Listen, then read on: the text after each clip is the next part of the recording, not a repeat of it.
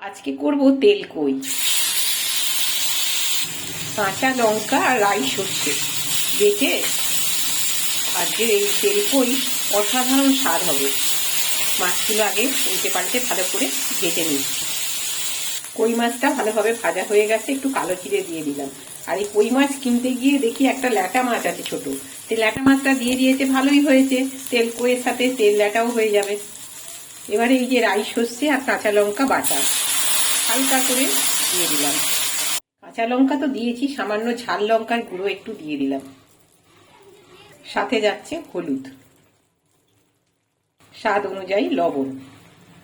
এরপর দিয়ে দিলাম কাঁচা লঙ্কা চিড়ে, একটু ফুটুক।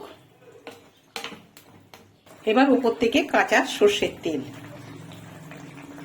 এই যে কাঁচা সর্ষের তেলটা দিলাম, তেল কই শুধু নয়, যে কোনো মাছের ঝাল করলে নাবানোর আগে এইরকম কাঁচা তেল দিলে মাছের ঝালটা স্বাদটাই অন্যরকম হয়ে যায়।